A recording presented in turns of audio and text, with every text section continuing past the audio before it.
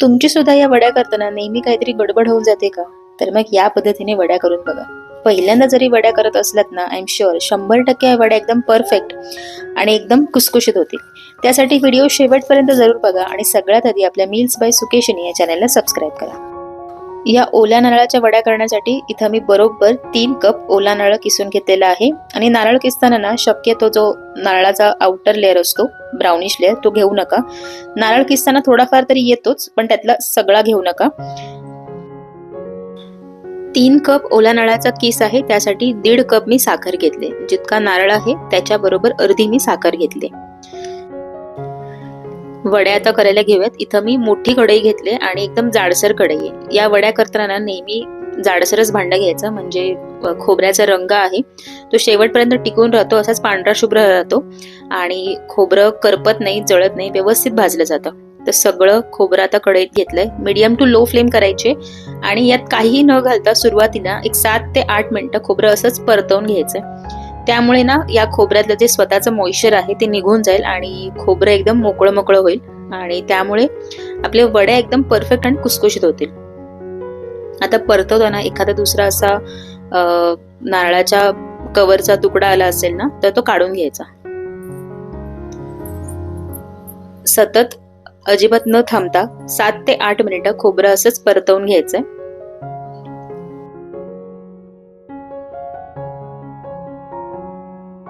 खोबरं भाजताना मात्र एक काळजी घ्यायची, हे जे खोबरं आहे ते अजिबात कढईला किंवा भांड्याला चिकटलं नाही पाहिजे. त्यामुळे चमचा पूर्णपणे कढईला लावून फिरवून घ्यायचंय, म्हणजे जे काही अधेमध्ये चिटकत असेल ते निघत राहील सारखं.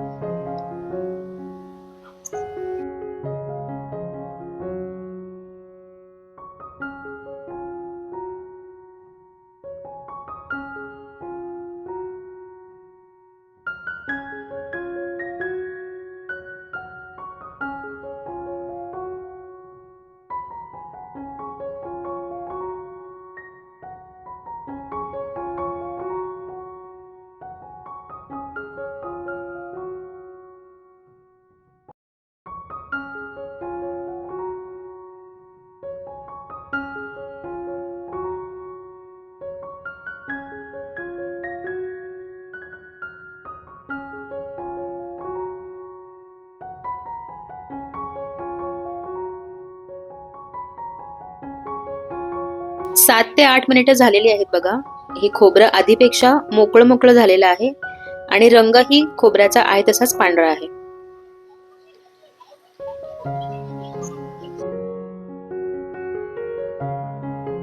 खोबरं आता एकदम परफेक्टली भाजून झालंय, एकदम मोकळं मोकळं झालेलं आहे. यामध्ये घालूया 1.5 कप साखर. सगळी साखर घालायची एकदमच आणि यामध्ये पाव कप दूध घालायचंय.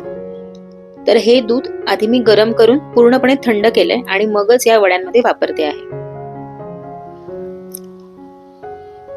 आता साखर घातल्यावर पण ना एकदम गॅस हा मोठा करू नका. कमी फ्लेम वरतीच आपण हे खोबरं भाजून घेतले, त्याच फ्लेम वरती साखर आणि दूध मिसळून घ्यायचंय.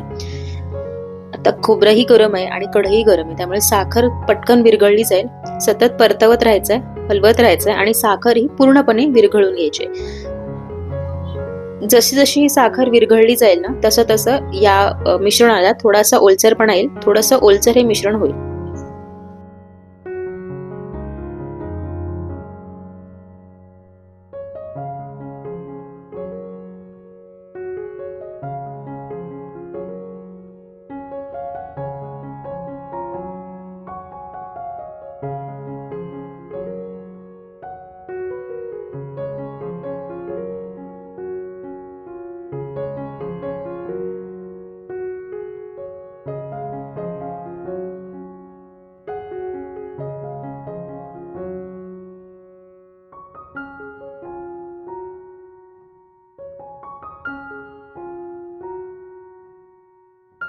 साखर घातल्यापासून आतापर्यंत बरोबर 4 ते 5 मिनिटं झालेली आहेत आणि बघू शकता हे मिश्रण बऱ्यापैकी ओलसर झाले आणि साखर पूर्णपणे विरघळली. आता इतकं हे मिश्रण ओलसर झालं ना, गॅस थोडासा आपण मोठा करू शकतो, कारण हे इझिली हलवता येते, एकदम हलकं मिश्रण आहे. त्यामुळे थोडासा गॅस मोठा करून हे मिश्रण सतत परतवत राहायचंय. आणि सेम कढईला हे मिश्रण चिकटणार नाही याची काळजी घ्यायची. थोडंफार हे कढईच्या खाली चिकटतं, पण आपण चमच्याने तेव्हाच्या तेव्हा स्क्रॅप करण्याचा प्रयत्न करायचा.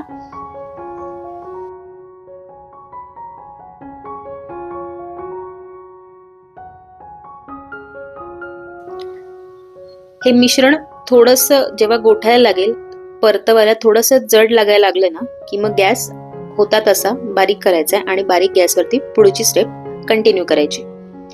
साखर घातल्यानंतर अजिबात चमचा असाच मध्ये ठेवून द्यायचा नाही, कंटिन्युअस सतत परतवत राहायचं.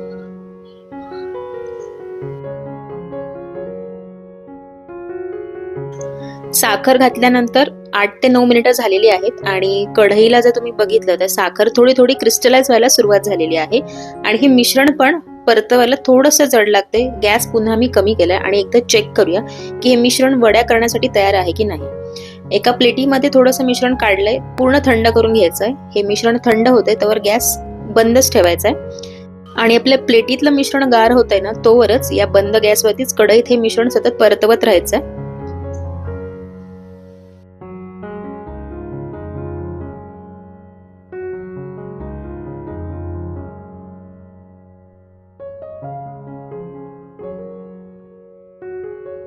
प्लेटीतलं मिश्रण गार झालंय, एकदा चेक करूयात.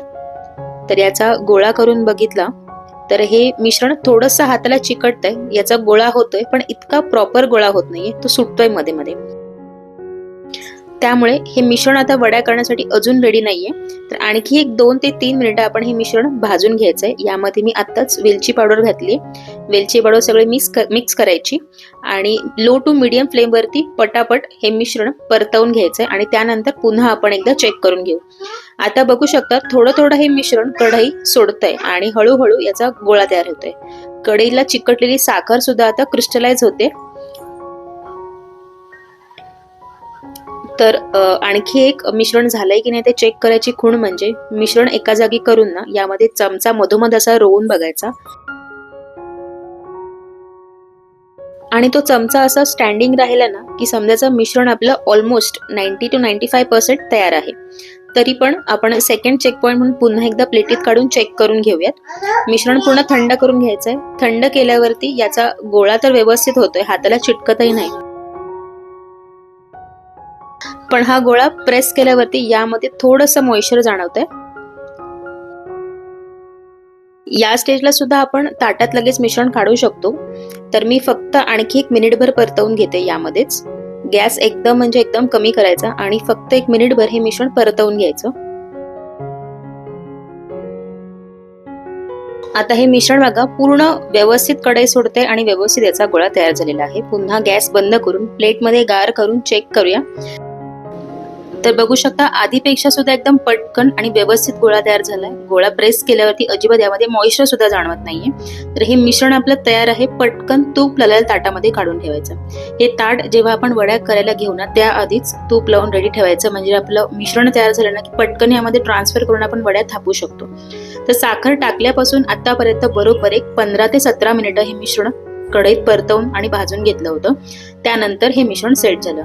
त्याआधी सुद्धा आपण नुसतं खोबरं 7 ते 8 मिनिटं भाजून घेतलं होतं. त्यामुळे या वेळेवरून तुम्हाला अंदाज येईलच की आपल्याला किती वेळ हे मिश्रण भाजावं लागणार आहे.